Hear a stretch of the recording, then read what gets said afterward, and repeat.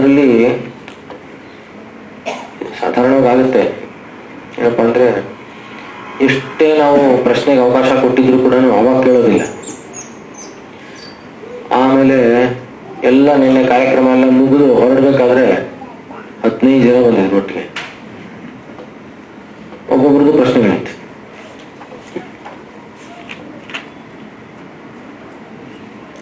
ಈ ಪ್ರಶ್ನೆ ನಮ್ಗೆ ನಮಗ್ ಮಾತ್ರ ಉತ್ತರ ಸಿಕ್ಕಿದ್ರೆ ಸಾಕು ಅನ್ನೋ ಹತ್ರ ಇರಬಾರ್ದು. ಪ್ರಶ್ನೆ ಅದೇ ಪ್ರಶ್ನೆ ಇನ್ನೊಬ್ರಿಗೂ ಇರಬಹುದು, ಆದ್ರೆ ಕೇಳೋದಕ್ಕೆ ಸಂಕೋಚ ಆಗಿರ್ಬಹುದು. ಆದ್ರಿಂದ ದಯವಿಟ್ಟು ನಿನ್ನೆ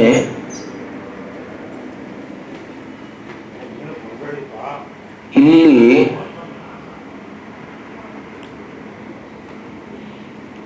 ಯಾರ ಕೊನೆಯಲ್ಲಿ ಬಂದು ಪ್ರಶ್ನೆ ಕೇಳಿದ್ರಿ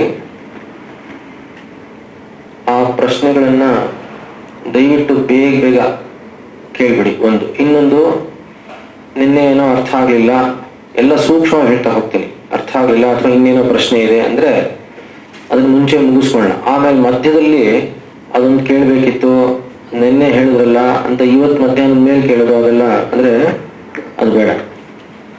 ಒಂದು. ಇನ್ನೊಂದು, ಹೊಸದಾಗಿ ನಿನ್ನೆ ಹೇಳಿರುವಂತಹ ವಿಷಯ ಅಲ್ಲದೆ ಹೊಸದಾಗಿ ಯಾವುದನ್ನ ಪ್ರಶ್ನೆ ಕೇಳಕ್ ಹೋಗ್ಬೇಡಿ. ನಿನ್ನೆ ಹೇಳಿರೋಷ್ಟು ವಿಷಯದಲ್ಲಿ ಏನೇ ಇದ್ರೂ ಕೇಳಿ. ಇವಾಗ ಉದಾಹರಣೆಗೆ ಅಶ್ವಾರೂಢ ಅಂದ್ರೆ ಏನು ಅಂತ ಕೇಳ್ಬೇಡಿ. ಗೊತ್ತಾಗಲ್ವಾ ಹೇಳಿದ್ರು? ನಂದಿ ವಿದ್ಯಾ ಅಂದ್ರೆ ಏನು ಅಂತ ಬೇಡ. ನಿನ್ನೆ ಎಷ್ಟು ಕವರ್ ಮಾಡಿದೀವಿ ಅಷ್ಟರಲ್ಲೇ ಕೇಳ್ತಾ ಹೋಗಿ.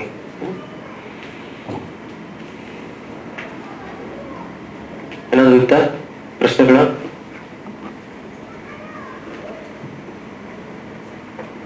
ನೀವೇನೋ ಕೇಳ್ಬೇಕು ಅಂತಿದ್ರಲ್ಲ, ನೀವೇ?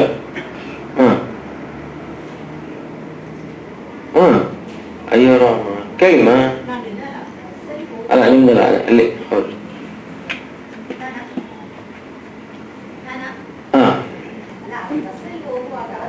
ಇರಿ.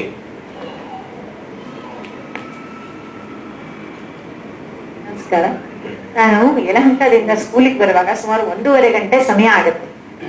ಅವಾಗ ಅಕಸ್ಮಾತ್ ಸೀಟ್ ಸಿಕ್ಕರೆ ಚಪ್ಪಲಿ ಬಿಟ್ಟು ಸ್ತೋತ್ರ ಏನಾದ್ರು ಹೇಳ್ಕೋಬಹುದಾ? ಹೇಳ್ಕೊಳ್ಳಿ, ಪರವಾಗಿಲ್ಲ.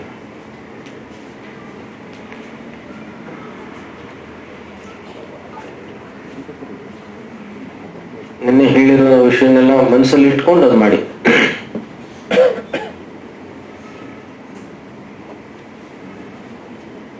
ಏನಿಲ್ಲ,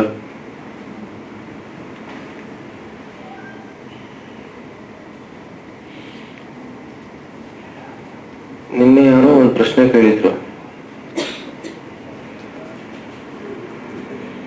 ಭಿನ್ನ ಆಗಿದ್ರೆ ಪರವಾಗಿಲ್ವಾ ಪೂಜೆ ಮಾಡೋದಕ್ಕೆ ಅಂತ ಪ್ರಶ್ನೆ ಕೇಳಿದ್ರು. ಭಿನ್ನ ಅಂದ್ರೆ ಪೂರ್ತಿ ಮುರಿದೋಗ್ಬಿಟ್ಟಿದೆ ಅಂತಲ್ಲ, ಹೇರ್ ಲೈನ್ ಅಂತೀವಲ್ಲ, ಹಾಗೇನಾದ್ರು ಆಗಿದ್ರೆ ಪರವಾಗಿಲ್ವಾ ಅಂತ.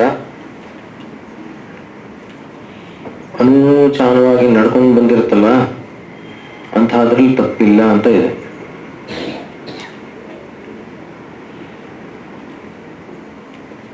ಶಂಕರರು ಬದ್ರಿ ಕ್ಷೇತ್ರದಲ್ಲಿ ಹಾಗೆ ಮಾಡಿದ್ರು ಅನ್ಕೋದ್ರೆ. ಬದ್ರಿನಾರಾಯಣ ವಿಗ್ರಹ ಸಿಕ್ಕಿರಲಿಲ್ಲ, ಭಗ್ನವಾಗಿತ್ತು. ಆದ್ರೆ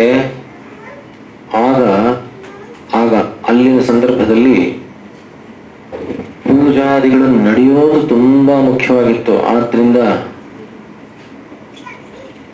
ಪ್ರಕ್ಷುಬ್ಧ ಸ್ಥಿತಿಯಲ್ಲಿ ವಿಗ್ರಹ ಕೆತ್ತ ಕೂತ್ಕೊಳ್ಳೋದು ಬದ್ರಿ ಇರೋದು, ಇನ್ ಬೇರೆ ರಾಜ್ಯದಿಂದ ಬರ್ಬೇಕಾದಲ್ಲ, ಅಲ್ಲಿವರೆಗೂ ಅವರಲ್ಲಿ ಕೂತಿರೋಕ್ಕಾಗಲ್ಲ. ಎಲ್ಲ ಯೋಚನೆ ಮಾಡಿರ್ತಾರೆ ಅವರು. ಆದ್ರಿಂದ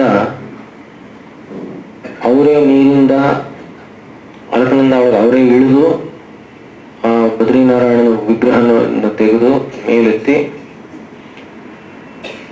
ಅದು ಭಗ್ನವಾಗಿದ್ರು ಕೂಡ ಪರವಾಗಿಲ್ಲ ಅಂತ ಅದನ್ನೇ ಪ್ರತಿಷ್ಠಾಪನೆ ಮಾಡಿದರೆ. ಈಗಲೂ ಅದೇ ಹಾಗೆ ಇದೆ.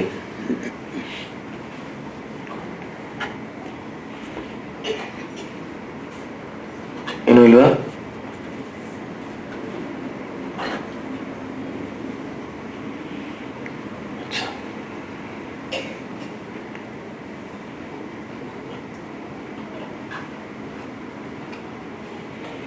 ಇವತ್ತಿನ ದಿವಸ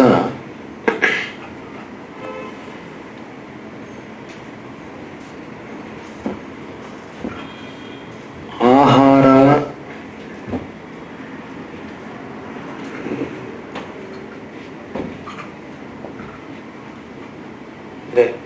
ಅನ್ನಪಾನ ವಿಧಿ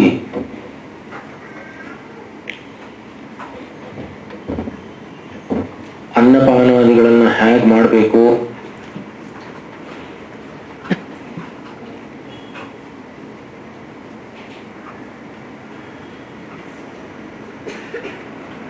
ಆಯ್ತಾ? ಆಹಾರವನ್ನ ಅದರ ಪರಿಣಾಮಗಳೇನು, ಆಹಾರ ತಗೊಂಡ್ರೆ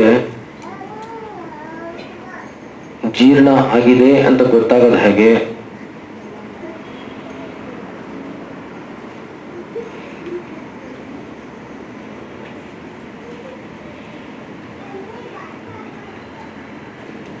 ಅಜೀರ್ಣ ಅಂದ್ರೆ ಏನು ನಮಗ್ ಗೊತ್ತಾಗೋದು ಹೇಗೆ, ಯಾವ ಕಾಲದಲ್ಲಿ ಊಟ ಮಾಡಬೇಕು, ಕಾಲ ಅನ್ನೋದಕ್ಕೆ ಏನಾದರೂ ಪ್ರಾಮುಖ್ಯತೆ ಇದೆಯಾ, ಅದಕ್ಕೂ ಸೂರ್ಯ ಚಂದ್ರರಿಗೂ ಏನಾದರೂ ಸಂಬಂಧ ಇದೆಯಾ, ಬೇರೆ ಬೇರೆ ಋತುಗಳು, ಕಾಲ ಅಂದ್ರೆ ಅದೇ, ಅದರಲ್ಲಿ ಯಾವ್ದು ಹೇಗೆ ತಗೋಬೇಕು ಏನು,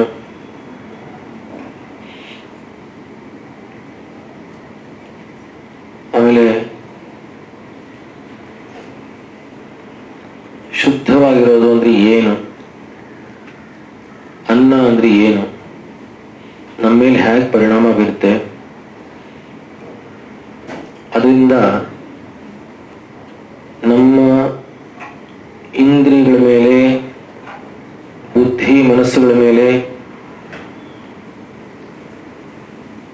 ಮತ್ತು ನಾವು ಮಾಡುವಂತಹ ಕರ್ಮ ಏನಿರುತ್ತೋ ಅದರ ಮೇಲೆ ಹೇಗೆ ಏನು ಪ್ರಭಾವ ಬೀರುತ್ತೆ,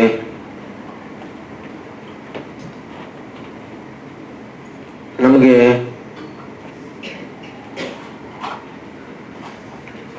ಎಷ್ಟೇ ಹೇಳಿದ್ರು ಕೂಡ ಅದ್ರಲ್ಲಿ ಏನೋ ಒಂದು ಅಜೀರ್ಣ ಕ್ರಿಯೆಗಳಿಗೆ ಏನೋ ಆಗುತ್ತೆ, ಅಜೀರ್ಣ ಇತ್ಯಾದಿಗಳಾಗುತ್ತೆ. ಆದಾಗ ನಂಗೆ ಅಜೀರ್ಣ ಆಗಿದೆ ಅಂತ ಗೊತ್ತು, ಏನ್ ಮಾಡ್ಬೇಕು ಅಂತ ಗೊತ್ತಿಲ್ಲ ಅಂದ್ರೆ ಏನು ಪ್ರಯೋಜನ ಆಗಲ್ಲ. ಅದರಿಂದ ಮನೆಯಲ್ಲೇ ನಾನು ಅದಕ್ಕೆ ಏನೋ ಒಂಥರ ಒಂದು ಉಪಶಮ ಆಗ್ಬೇಕದು, ಅದಕ್ಕೆ ಏನ್ ಮಾಡ್ಬೇಕು ಆಯ್ತಲ್ವ?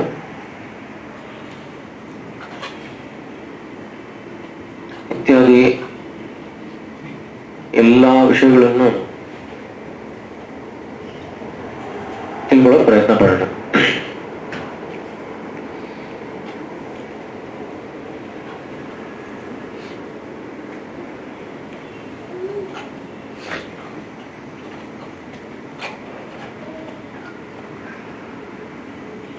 ನಿನ್ನೆ ಏನೇನೆಲ್ಲ ಆಯ್ತು ಅದಕ್ಕೆ ಎರಡು ಫಲ, ಎಲ್ಲ ಫಲಗಳಿಗೋಸ್ಕರ ತಾನೆ ಕೆಲಸ ಮಾಡೋದು. ಏನದು ಎರಡು ಫಲ ಏನು? ಭೋಗ ಮೋಕ್ಷ. ನಮ್ಮ ಪ್ರವೃತ್ತಿ ಅದು ಕೂಡ ಎರಡು ತರಹ ಇರುತ್ತೆ, ಎರಡು ದಿಕ್ಕಲ್ಲಿರುತ್ತೆ. ಯಾವ್ದು?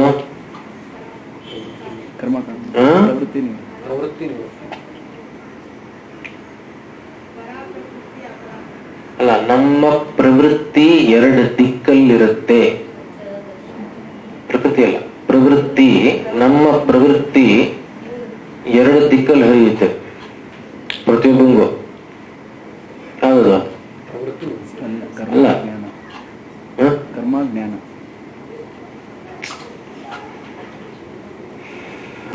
ನೋಡಿ, ಒಂದು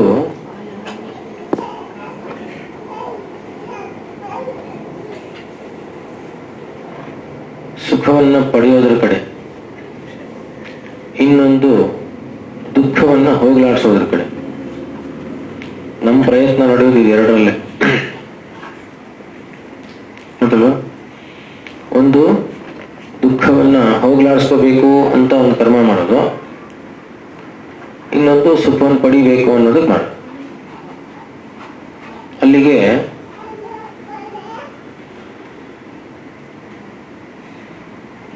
ಎರಡಕ್ಕೂ ಕೂಡ ಮಾಧ್ಯಮ ಏನು? ಏನ್ ಮಾಧ್ಯಮ? ಶರೀರ, ಇಂದ್ರಿಯಗಳು, ಮನಸ್ಸು ಇತ್ಯಾದಿ. ಹೌದು.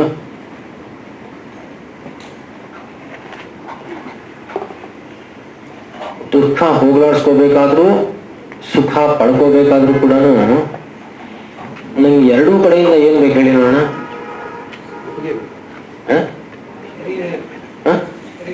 ಅಲ್ಲ, ಎರಡು ಮುಖಾಂತರ ನಂಗೆ ಬೇಕಾಗಿರುವಂತಹ ಪ್ರತಿಫಲ ಏನು? ದುಃಖ ಹೋಗಲಾಡಿಸ್ಕೊಳ್ಳೋದು ಅಂದ್ರು ಸುಖ ಪಡ್ಕೊಳ್ಳೋದು ಅಂದ್ರೆ ಎರಡೂ ಕೂಡ ಅದರಿಂದ ಏನ್ ಕಾಮನ್ ಫಲ ಏನು? ಸುಖ. ನನ್ ದುಃಖ ಹೋಗಲಾಡಿಸ್ಕೊಳ್ಳೋದು ಸುಖಕ್ಕೋಸ್ಕರ, ಸುಖ ಹಾಗೆ ರಿಟರ್ನ್ ಆಗುತ್ತೆ ನನ್ ಸುಖಕ್ಕೋಸ್ಕರ ಅಂತ ಮಾಡ್ತೀವಿ. ಆದ್ರಿಂದ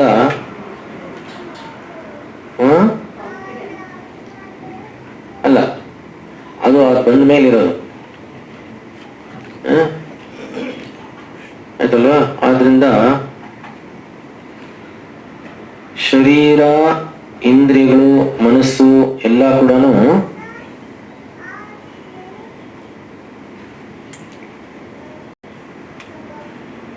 ಕರ್ಮ ಸರಿಯಾಗಿ ಆಗ್ಲಿಲ್ಲ ಅಂದ್ರೆ ಯಾಕಾಗ್ಲಿಲ್ಲ ಅಂತ ಪ್ರಶ್ನೆ ಬರುತ್ತೆ. ನಾವು ಮಾಡೋ ಕರ್ಮದಲ್ಲಿ ನಾವು ಅನ್ಕೊಂಡಿದ್ದೆಲ್ಲ ಫಲ ಏನ್ ಸಿಗೋಲ್ಲ. ಆಗ ಎಲ್ಲ ನೆನ್ನೆಲ್ಲ ಗೊತ್ತಲ್ಲ, ಏನಪ್ಪಾ ಅಂದ್ರೆ ಜಪ ಮಾಡ್ಬೇಕು ಅಂತ ಅನ್ಸುತ್ತೆ, ಕೂತ್ಕೊಂಡ್ರೆ 15 ಆಗೋಕ್ಕಿಲ್ಲ, ಹಂಗೇ ತೂಗಿಸ್ಬಿಡ್ತೀವಿ ಅಲ್ವಾ?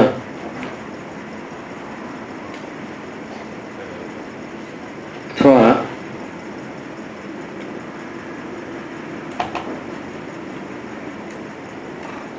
ಇವಾಗ ಕೂತ್ಕೊಂಡು ಲಕ್ಷಣವಾಗಿ ಏನೂ ಕೆಲಸ ಇಲ್ಲ, ಈಗ ಕೂತ್ಕೊಂಡು ಚೆನ್ನಾಗಿ ಜಪಾನೋ ಸ್ತೋತ್ರನೋ ಜಪ ಮಾಡ್ಬೇಕು ಅಂತ ಪಂಚಪಾತ್ರೆ ಒಬ್ಬರನ್ನ ಇಟ್ಕೊಂಡು ಆಚರಣೆ ಮಾಡ್ಬೇಕು ಅಂತದಾಗ ಆ ಪಂಚಪಾತ್ರೆ ಒಳಗೆ ಏನೋ ಒಂದು ಡೊಂಕಿ ಇರುತ್ತಲ್ಲಿ, ಓಹ್ ಫಸ್ಟ್ ಇದನ್ನ ಸರ್ ಮಾಡ್ಸ್ಕೊಂಡ್ ಬಂದ್ಬಿಡ್ಬೇಕು, ಡೊಂಕ್ ತೆಗಿಬೇಕು ಅಂತ ಅಂಗಡಿಗೆ ಹೋಗ್ಬಿಡ್ಬೇಕು. ಆಗುತ್ತಾ ಇಲ್ವಾ? ಲಿಟ್ರಲ್ ಆಗಿ ತಗೋಬಾರ್ದು, ಸುಮ್ಮನೆ ಉದಾಹರಣೆ ಹೇಳ್ತಾ ಇದ್ದೀನಿ. ಅಂದ್ರೆ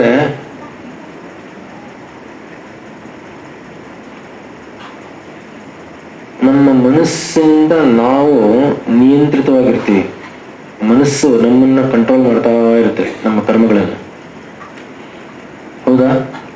ಅದು ಡ್ರೈವ್ ಮಾಡ್ತಾ ಇರುತ್ತೆ, ನಾವು ಸುಮ್ಮನೆ ಮಾಡ್ತಾ ಹೋಗ್ತೀವಿ.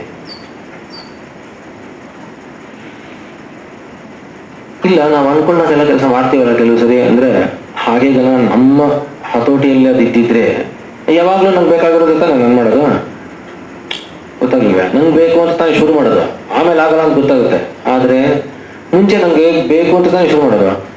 ನನ್ನ ನಿಯಂತ್ರಣದಲ್ಲಿ ಅದು ಇದ್ದಿದ್ರೆ ಪ್ರತಿಯೊಂದು ನನಗೆ ಹೇಗಬೇಕು ಸರಿಯಾಗಿ ಆಗ್ಲೇಬೇಕು ಅವಾಗ. ಹೌದಾ? ಆದ್ರೆ ಹಾಗಾಗಲ್ಲ. ಆದ್ರಿಂದ ಮನಸ್ಸಿನಲ್ಲಿ ತುಂಬಾ ವೈಪರೀತ್ಯಗಳಿರುತ್ತೆ. ಅದಾಗೋದು ತ್ರಿಗುಣಗಳಿಂದ, ಸತ್ವ, ರಜಸ್ಸು, ತಮಸ್ಸು. ಈ 3 ಗುಣಗಳಿಗೇನಿದೆಯೋ ಅದಕ್ಕೆ ಮೂಲವಾಗಿ ಮನಸ್ಸಿನಿಂದಲೇ ಎಲ್ಲವೂ ಶುರುವಾಗೋದು. ಪ್ರವೃತ್ತಿ ಅಂತ ಶುರು ಆಗೋದೇನೆ, ಮಾಡಬೇಕು ಅಂತ ಶುರುವಾಗೋದೇನೆ ಅಲ್ಲಿಂದ ಶುರು. ಸೃಷ್ಟಿನೇ ಅಲ್ಲಿಂದ ಶುರುವಾಗಿರೋದಪ್ಪ, ಗೊತ್ತಾಗಿಲ್ವಾ? ಸೋಕಾಮಯತ ಅಂತ ಇನ್ನೆಲ್ಲ ಬಂತು. ಆದ್ರಿಂದ ಮುಂಚೆ ಮನಸ್ಸಿನಿಂದ ಶುರುವಾಗುತ್ತೆ. ಆದ್ರಿಂದ ನಾನು ಸರ್ ಮಾಡ್ಕೋಬೇಕಾದ್ರೆ ಮನಸ್ಸಿನಿಂದ ಅಲ್ಲಿಂದ ಶುರುವಾಗಬೇಕು. ಆದ್ರೆ ಮನಸ್ಸು ಅನ್ನೋದು ಕೂಡ ನಿನ್ನೆ ಏನಂತ ಅರ್ಥ ಮಾಡ್ಕೊಂಡ್ವಿ, ಏನಂತ ತಿಳ್ಕೊಂಡ್ವಿ ನಿನ್ನೆ? ಮನಸ್ಸು ಅನ್ನೋದು ಕೂಡ ಕ್ಷೇತ್ರ. ಕ್ಷೇತ್ರ ಅಂದ್ರೇನು? ಕ್ಷೇತ್ರ ಅಂದ್ರೇನು? ಮ್ಯಾಟರ್, ಒಂದು ವಸ್ತು. ಹೌದಲ್ವಾ?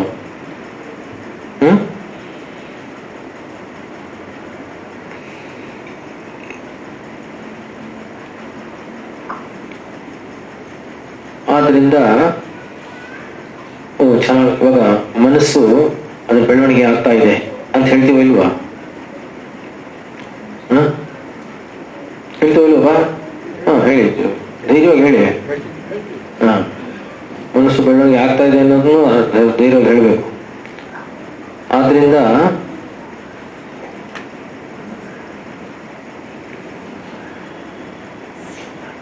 ಅದು ಒಂದು ವಸ್ತುವಾದ್ರೆ ಅದಕ್ಕೂ ಪೌಷ್ಟಿಕಾಂಶ ಹೋಗುತ್ತೆ ಅಂತ ಆಯ್ತು. ಯಾವುದರಿಂದ ಹೋಗುತ್ತೆ ಹಾಗಾದ್ರೆ? ಅಲ್ಲಿಂದ ಇಲ್ಲಿಂದ ಸರಿ ಇಲ್ಲ ಅನ್ನೋದನ್ನ ಇವಾಗ ಸರಿಪಡಿಸ್ಕೊಳ್ತಾ ಹೋಗ್ಬೇಕು. ಸರಿಪಡಿಸ್ಕೊಳ್ಳೋದಿಕ್ಕೆ ಇದು ಯಾವುದರಿಂದ ಮಾಡಲ್ಪಟ್ಟಿದೆ ಅಂತ ತಿಳ್ಕೋಬೇಕು. ಕಾಫಿ ತಯಾರು ಮಾಡ್ತೀವಿ, ಡಿಕಾಕ್ಷನ್ನು ಅದು ಹಾಲು ಎಲ್ಲ ಹಾಕಿ ಎಲ್ಲ ಮಾಡಿದ್ರೆ ಏನೋ ಒಂಥರ ಇದೆ ಅಂದ್ರೆ ಯಾರಾದರೂ ಒಂದು ಸಕ್ಕರೆ ಕಡಿಮೆನಾ ಅದಕ್ಕೆ ಸ್ವಲ್ಪ ಕಡಿಮೆ ಅನಿಸುತ್ತೆ ಅಂದಾಗ ಒಂದು ಸ್ವಲ್ಪ ಕೊಬ್ಬರಿ ಎಣ್ಣೆ ಹಾಕ್ತೀವಿ ಅಂತ ಏನಾದ್ರು ಇದೆಯೇನಾ?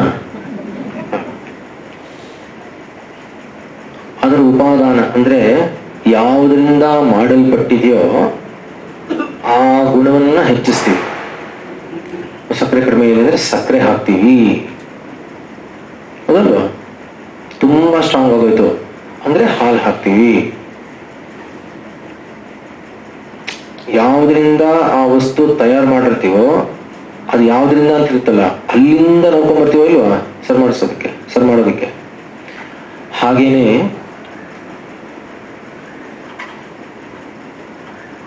ಮನಸ್ಸಿನಲ್ಲಾಗ್ಲಿ ಇಂದ್ರಿಯಗಳಲ್ಲಾಗ್ಲಿ ಶರೀರದಲ್ಲಾಗ್ಲಿ ಏನೇ ವೈಪರೀತ್ಯಗಳು ಬಂದರೂ ಕೂಡ ಈ ಶರೀರ ಇಂದ್ರಿಯ ಮನಸ್ಸುಗಳು ಆಗಿರೋದು ಯಾವುದರಿಂದ ಅಂತ ಮುಂಚೆ ತಿಳ್ಕೋಬೇಕು. ಯಾವುದರಿಂದ ಆಗಿದೆ?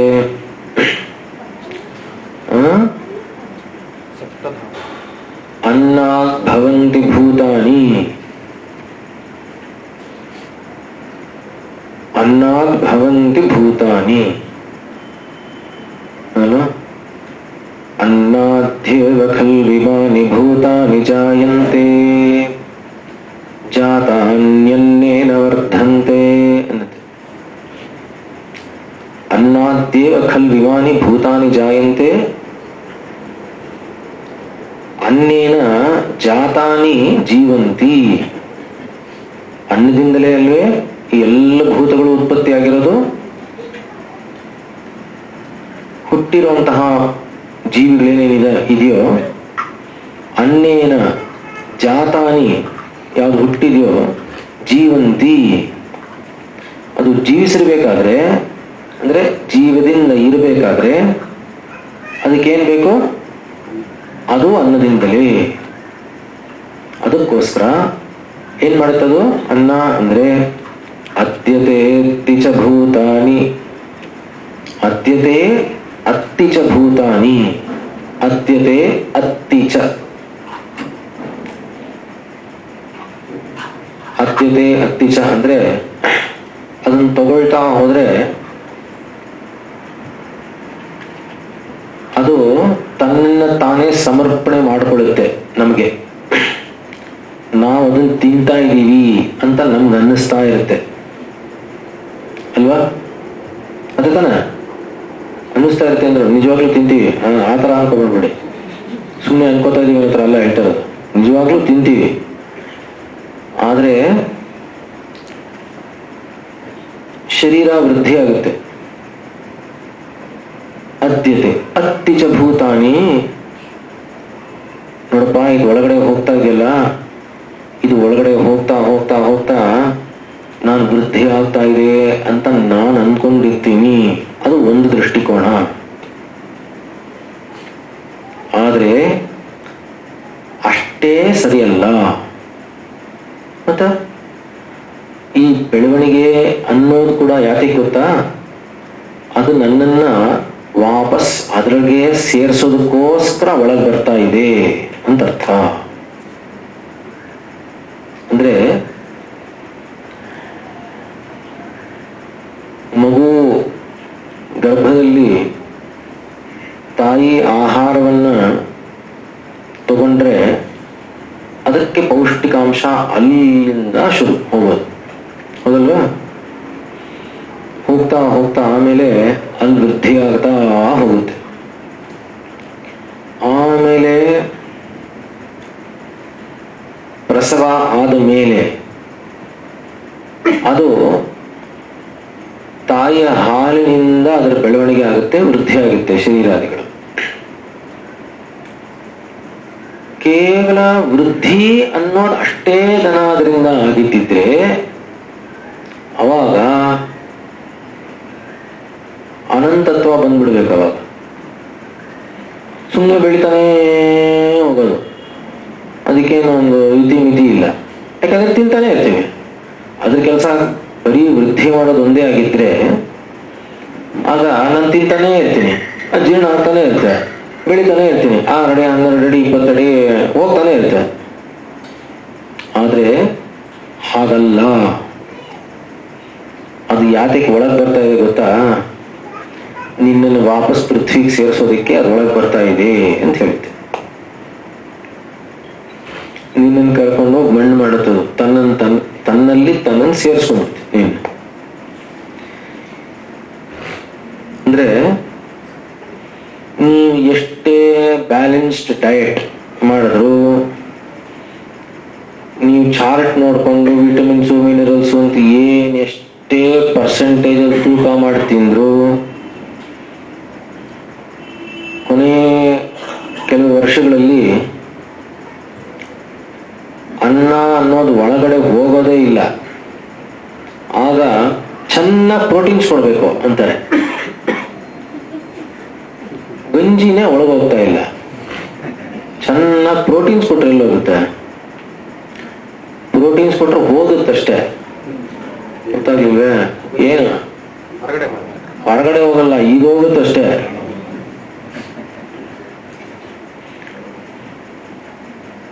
ಗೊತ್ತಾಯ್ತಲ್ವ? ಅದು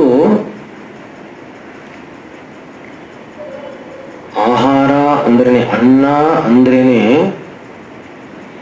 ಅನ್ನಂ ಬ್ರಹ್ಮೇ ದಿವ್ಯಜಾನಾತ್. ಅನ್ನ ಅನ್ನೋದೇನು ಗೊತ್ತಾ? ಸಾಕ್ಷಾತ್ ಪರಬ್ರಹ್ಮ ಅನ್ನೋದು. ಅದರಲ್ಲೇ ಹುಟ್ಟಿ ಅದರಲ್ಲೇ ಇದ್ದು ಅದರಲ್ಲೇ ಲಯವಾಗುತ್ತೆ ಅನ್ನೋದು ಬಂತು ಇಲ್ವಾ ನಿನ್ನೆ ಎಲ್ಲ? ಏನು ತಜ್ಜಲಾನ್.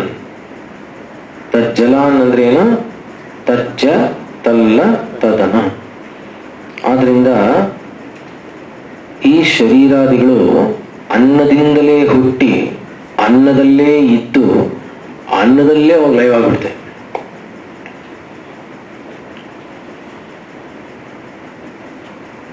ಆದ್ರೆ ಹೀಗೆ ಅಂತ ಇಟ್ಕೊಂಡು ಇಷ್ಟೇ ರೀ ಎಲ್ಲ ಇಷ್ಟೇ, ಇವಾಗೆಲ್ಲ ಅರ್ಥ ಏನ್ ಬೇಕಾದ್ರೂ ತಿನ್ಬೋದು, ಯಾವಾಗ ಅದು ಹೆಂಗಿದ್ರೂ ಹೋಗುತ್ತೆ ಅಂತ ಮುಂಚೆ ತೀರ್ಮಾನ ಮಾಡಬಾರ್ದು. ಯಾರು ಮಾಡಕ್ ಹೋಗಲ್ಲ. ಆದ್ರಿಂದ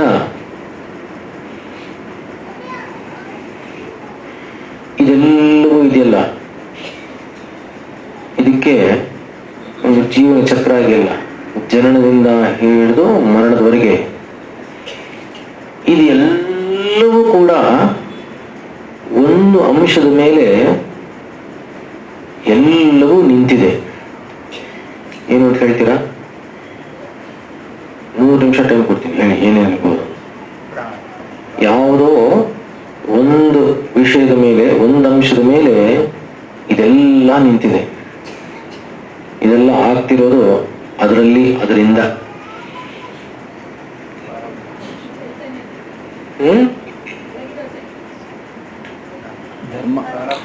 ಸರಿ ಅಂದ ತಕ್ಷಣ ನಿಲ್ಲಿಸ್ಬಿಡ್ತೀನಿ, ಅಲ್ಲಿವರೆಗೂ ಹೇಳ್ತಾರೆ. ಒಬ್ಬೊಬ್ಬರಾಗಿ ಹೇಳಿ ಅಷ್ಟೇ, ಸ್ವಲ್ಪ ಜೋರಾಗಿ ಹೇಳಿ.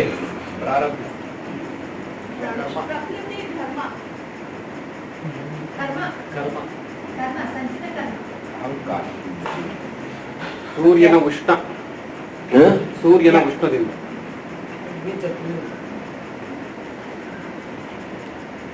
ಚೈತನ್ಯ,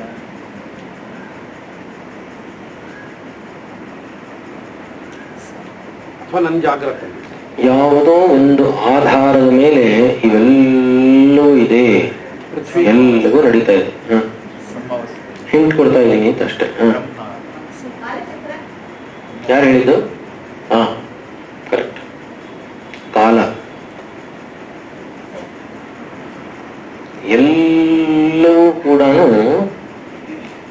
ಕಾಲ ಅನ್ನೋದ್ರ ಒಳಗೆ ಅದರಿಂದ ಎಲ್ಲ ನಡೀತಾ ಇದೆ. ಕಾಲ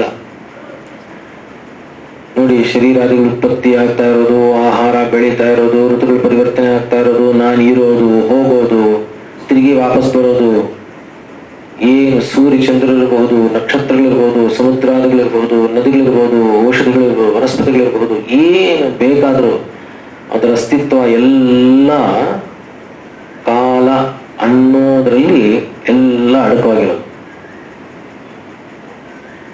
ಹೌದಾ?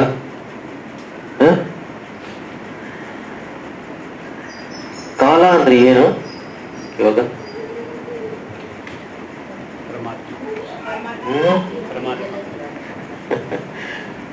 ಯಾವುದು ಸತತವಾಗಿ ಚಲನೆಯಲ್ಲೇ ಇರುತ್ತೋ ಅದು ಕಾಲ.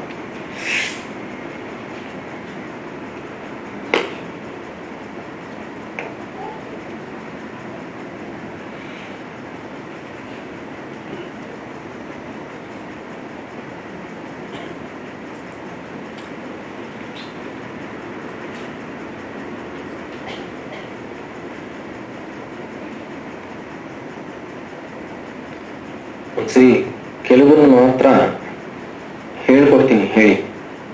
ಸುಮ್ಮನೆ ಯಾವಾಗಲೂ ಒಂದ್ಸರಿ ಸ್ಮರಣೆಗೆ ಬಂದ್ರೆ ಅದರದೊಂದು ಪ್ರಾಮುಖ್ಯತೆ ಗೊತ್ತಾಗುತ್ತೆ, ಅಥವಾ ಅಟ್ಲೀಸ್ಟ್ ಅಷ್ಟರ ಮಟ್ಟಕ್ಕೆ ಸಂಸ್ಕಾರ ಆಗುತ್ತೆ ಅದು. ಕಾಲೋ ಹಿ ನಾಮ, ಎಲ್ಲ ಜೋರಾಗಿ ಹೇಳಿ. ಕಾಲೋ ಹಿ ನಾಮ ಭಗವಾನ್ ಅನಾದಿ ನಿಧನೋ ಯಥೋಪಚಿತ ಕರ್ಮಾನುಸಾರಿ ಯತ್ ಅನುರೋಧಾತ್ ಆದಿತ್ಯಾದಯಃ ಖಾದಯಶ್ಚ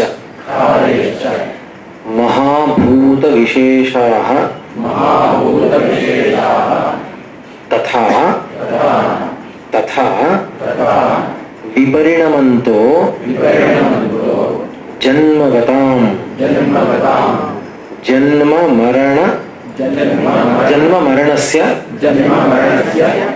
ಋತು ರಸ ವೀರ್ಯ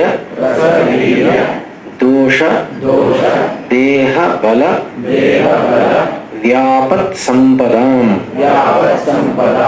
ಚ ಕಾರಣತ್ವಂ ಪ್ರತ್ಯಯತಾಂ ಪ್ರತಿಪದ್ಯಂತೆ.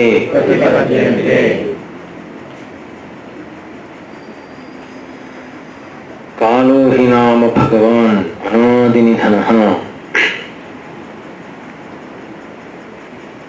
ಕಾಲ ಅನ್ನೋದಕ್ಕೆ ಅನಾದಿ ನಿಧನಃ ಇರುವಿಕೆ. ಏನು ಅನಾದಿ ನಿಧನ ಅಂದ್ರೆ ಪರಮಾತ್ಮನು ಅಂತ ಅರ್ಥ. ಏನಪ್ಪಾ ಅಂದ್ರೆ ಯಥೋಪಚಿತ ಕರ್ಮಾನುಸಾರಿ ಸೃಷ್ಟಿಯಾಗಿದೆ ಅಲ್ವಾ? ಸೃಷ್ಟಿ, ಈ ಸೃಷ್ಟಿಯಾಗಿರೋದು ಯಾವುದರಿಂದ ಸೃಷ್ಟಿಯಾಗಿರೋದು? ಇವೆಲ್ಲ ಯಾರು ಮಾಡಿದ್ದು ಅಲ್ಲ. ಯಾವುದರಿಂದ ಸೃಷ್ಟಿ ಅಂದ್ರೆ ಇದಿಷ್ಟು ಯಾವುದರಿಂದ ಬಂದಿರೋದು? ಎಲ್ಲದಕ್ಕೂ ಬ್ರಹ್ಮ ಬ್ರಹ್ಮ ಅಂತ ಒಂದ್ ಹೇಳ್ಬಿಡ್ಬಾರ್ದು, ಅದಿದೆ, ಅದು ಬಿಟ್ಬಿಡಿ. ಸ್ವಲ್ಪ ಹಿಂದಕ್ಕೆ ಹೋಗಿ. ತನ್ಮಾತ್ರಗಳು ಇದು ಎಲ್ಲ ಸೇರಿ ಒಂದು ಪದ ಹೇಳಿ. ಪಂಚಭೂತಗಳು ಒಂದು ಪದ ಹೇಳಿ, ಅದಕ್ಕೇನಂತೀವಿ? ತಿರುಗಿ ಪರಬ್ರಹ್ಮ ತತ್ವ ಬಿಡಿ, ಪರಬ್ರಹ್ಮ ತತ್ವ ಅಲ್ಲ, ಪ್ರಕೃತಿ. ಪ್ರಕೃತಿ ಎಲ್ಲವೂ ಪ್ರಕೃತಿಯಿಂದ ಬಂದಿರೋದು.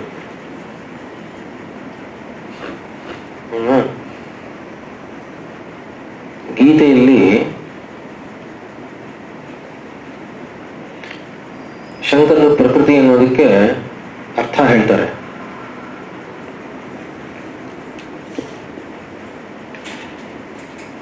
ಪ್ರಕೃತಿಶ್ಚ ತ್ರಿಗುಣಾತ್ಮಿಕ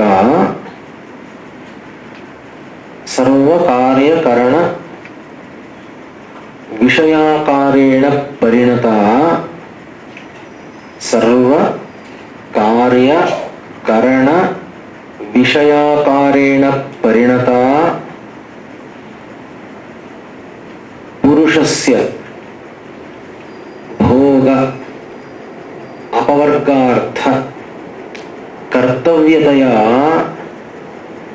ದೇಹ ಇಂದ್ರಿಯಾದಿ ಆಕಾರೇಣ ಸಂಹನ್ಯತೆ ಅಂತಾರೆ. ಪ್ರಕೃತಿ ಅಂದ್ರೆ ಯಾವ್ದು ಗೊತ್ತಾ? ಯಾರ್ದು ಗೊತ್ತಾ ಪ್ರಕೃತಿ? ಯಾವ್ದು ಪ್ರಕೃತಿ ಅಂದ್ರೆ? ಭಗವಂತನದು. ಈ ಭಗವಂತನ ಶಕ್ತಿಯನ್ನೇ ಪ್ರಕೃತಿ ಅಂತ ಕರೆಯುತ್ತೆ. ಆ ಪ್ರಕೃತಿ ಅನ್ನೋದೇನೆ ಹೀಗೆ ಅದು ತ್ರಿಗುಣಾತ್ಮಿಕವಾಗಿದೆ ಅನ್ನತ್ತೆ. ಮುಂಚೆ ಶುರು ಮಾಡಿದ್ವಿ ಅಲ್ವಾ? 3 ಗುಣಗಳು ಅಂತ ಹೇಳಿದ್ವಲ್ಲ. ಆ ಸತ್ವರಜಸ್ತಮೋ ಗುಣವಾಗಿ ಆ 3 ಕೂಡ ಈ ಪ್ರಕೃತಿ ಅನ್ನೋದೇನಿದೆಯೋ ಅದು ತ್ರಿಗುಣಾತ್ಮಿಕ ಪ್ರಕೃತಿ. ಈ ತ್ರಿಗುಣಗಳು ಮೂಲವಾಗಿ ಅದೇನೆ ಸ್ಟಫ್ ಅದರದ್ದು. ಅದರಲ್ಲಿ ಏನಾಗಿದೆ ಅಂದ್ರೆ ಎಲ್ಲವೂ ಅಡಕವಾಗಿದೆ. ಅದು ಎರಡಾಗಿ ವಿಂಗಡವಾಗಿದೆ. ಒಂದೇನು ಶರೀರಗಳಾಗಿ, ಇನ್ನೊಂದು ಜಗತ್ತಾಗಿ, ಅಂದ್ರೆ ಜೀವಿಗಳಾಗಿ, ಇನ್ನೊಂದು ಈ ಜಗತ್ತಾಗಿ. ಚಿಚ್ಛಕ್ತಿಶ್ಚೇತನಾರೂಪ ಜಡಶಕ್ತಿ ಜಡಾತ್ಮಿಕ. 2 ಚೇತನ ಜಡ 2 ಆಗಿದೆ. ನಾನು ಜಡ ಜಗತ್ತಿನ ಜೊತೆ ಕೂಡ ವ್ಯವಹಾರ ಮಾಡ್ತೀನಿ, ಅದು ಬೇಕು. ಚೇತನ ಜಗತ್ ಜೊತೆ ವ್ಯವಹಾರ ಮಾಡ್ತೀನಿ. ಆದ್ರಿಂದ ಈ ಶರೀರಾದಿಗಳು ಅಷ್ಟೂ ಕೂಡ ಅದರಿಂದಲೇ ತಯಾರಾಗಿರೋದು, ಗೊತ್ತಲ್ವ? ಆದ್ರಿಂದ ಯಥೋಪಚಿತ ಕರ್ಮಾನುಸಾರಿ ಕಾಲೋ ಹಿ ನಾಮ ಭಗವಾನ್ ಅನಾದಿ ನಿಧನೋ ಯಥೋಪಚಿತ ಕರ್ಮಾನುಸಾರಿ ಯದನುರೋಧಾತ್ ಆದಿತ್ಯಾದಯಃ ಖಾದಯಶ್ಚ ಮಹಾಭೂತ ವಿಶೇಷಾಸ್ತಥಾ ತಥಾ. ಈ ಸೂರ್ಯಚಂದ್ರರು, ನಕ್ಷತ್ರಗಳು, ಮಹಾಭೂತಗಳು ಎಲ್ಲ ಇದೆಯಲ್ಲ, ಇವರೆಲ್ಲ ಈ ತರಹ ಜೀವಿಗಳಲ್ಲ, ನಮ್ಮ ತರಹ ಜೀವಿಗಳಲ್ಲ. ಅವರೆಲ್ಲ ಏನು? ಅವರೆಲ್ಲ ಏನ? ಎಲ್ಲ ದೇವತೆಗಳು, ಎನರ್ಜೀಸ್. ಎಲ್ಲ ಎನರ್ಜೀಸ್. ಎನರ್ಜಿ ಅಂತ ಅರ್ಥ ಮಾಡ್ಕೊಂಡ್ರೆ ಸ್ವಲ್ಪ ಸುಲಭ ಅರ್ಥ ಆಗೋದು. ದೇವತೆಗಳು ಅಂದ್ರೆ ಒಂಥರ ಅರ್ಥ ಆಗುತ್ತೆ. ಯಾಕೆಂದ್ರೆ ಮಹಾಭೂತಗಳು ಅಂತ ಏನಿದೆಯೋ, ಸೂರ್ಯನು ಅಂದ ತಕ್ಷಣ ದೇವತೆ ಅಂದ್ರೆ ನಮ್ಗೆ ಅಷ್ಟು ಗೊತ್ತಾಗಲ್ಲ. ಗೊತ್ತಾಗುತ್ತೆ, ಆದ್ರೆ it's a bright star with lot of energy, source of energy ಅಂದ್ರೆ ಇನ್ನೂ ಚೆನ್ನಾಗಿ ಅರ್ಥ ಆಗುತ್ತೆ. ಇವಾಗ ಆ ಎನರ್ಜಿ, ಸೋರ್ಸ್ ಆಫ್ ಎನರ್ಜಿ. ನಕ್ಷತ್ರಗಳು ಸೋರ್ಸ್ ಆಫ್ ಎನರ್ಜಿ, ಮಹಾಭೂತಗಳು ಸೋರ್ಸ್ ಆಫ್ ಎನರ್ಜಿ. ಗೊತ್ತಾಗಲ್ವಾ? ಈಗ ಸೋರ್ಸ್ ಆಫ್ ಎನರ್ಜಿ ಅಂತ ಏನಿದೆಯೋ, it is both matter and a source of energy. By itself, though it is matter, it's a source of energy for us. ಗೊತ್ತಾಗ್ತಿದೆಯಾ? ಅದೇ ವಸ್ತು, ಆದ್ರೆ ಆ ವಸ್ತುವಲ್ಲಿರುವಂತಹ ಏನು ಎನರ್ಜಿ ಇದೆಯೋ ಅದು ನಮಗೆ it is a source of energy. ಆಯ್ತಲ್ವಾ? ಇವ್ರಿಗೊಂದು ಕೆಲಸ ಇದೆ. ಇವ್ರಿಗೇನ್ ಕೆಲಸ ಅಂದ್ರೆ ಕ್ಷೇತ್ರಪಾಲ ಸಮರ್ಚಿತ. ಕ್ಷೇತ್ರಪಾಲ ಸಮರ್ಚಿತ ಲೋಕಪಾಲಕ ಅಂದ್ರೆ ಇವರೇ ಏನ್ ಮಾಡ್ತಾರೆ ಅಂದ್ರೆ, ಇವರು ಎಲ್ಲ ಜೀವನಗಳಲ್ಲಿ ಆಗ್ತಾ ಇರುವಂತಹ ಕೆಲಸವನ್ನು ಕೂಡ ಅವರವರ ಯಥೋಪಚಿತ ಕರ್ಮಾನುಸಾರಿ ಅವರು ಏನೇನು ಕರ್ಮಗಳನ್ನು ಮಾಡಿದಾರೋ ಅದಕ್ಕೆ ತಕ್ಕಂತೆ ಇವರು ಮಹಾಭೂತ ವಿಶೇಷ ಅಲ್ಲಿವರೆಗೂ ಯಾರ್ಯಾರಿದ್ದಾರೋ ಎಲ್ಲರೂ ಕೂಡ ಜನ್ಮವತಾಂ, ಎಲ್ಲ ಜನ್ಮ ಪಡೆದಿದೆಯಲ್ಲ ಎಲ್ಲ ಜೀವಗಳು ಭೂತಗಳು, ಅವರ ಜನ್ಮ ಮರಣಸ್ಯ ಅದೊಂದು ಸ್ಟಿಪ್ಯುಲೇಟೆಡ್ ಟೈಮ್ ಅದು ಅಲ್ವಾ. ಅಂದ್ರೆ ಇಲ್ಲಿಂದ ಇಲ್ಲಿವರೆಗೂ ಅಂತ ಇರುತ್ತಲ್ವಾ, ಜನನದಿಂದ ಮರಣದವರೆಗೆ ಜನ್ಮ ಮರಣಸ್ಯ. ಋತುಗಳು 6 ಋತುಗಳು. ಯಾವ್ಯಾವ ಋತುಗಳು ಹೇಳಿ? ವಸಂತ, ಗ್ರೀಷ್ಮ, ವರ್ಷ,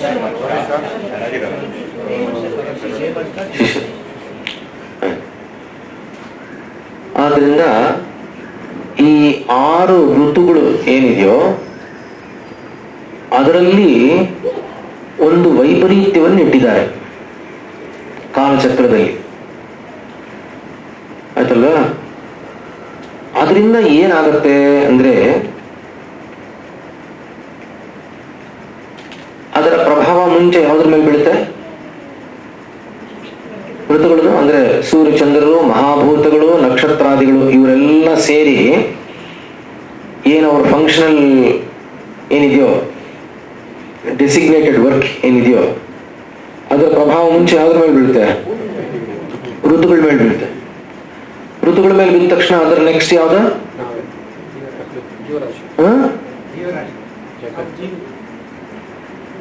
ನೆಕ್ಸ್ಟ್ ರಸ. ರಸ ಅಂದ್ರೆ ಏನ್ ಗೊತ್ತೇನೋ, ನೀರಿನ ಮೇಲೆ ಬೀಳುತ್ತೆ ಮುಂಚೆ, ಆಯ್ತಾ. ಆಮೇಲೆ ಆ ನೀರು ಪೃಥ್ವಿಯ ಮುಖಾಂತರ ಯಾವ್ದ್ರ ಮೇಲೆ ಹೋಗುತ್ತೆ? ಔಷಧಿಗಳ ಮೇಲೆ ಹೋಗುತ್ತೆ, ಅನ್ನದ ಮೇಲೆ ಬೀಳುತ್ತೆ.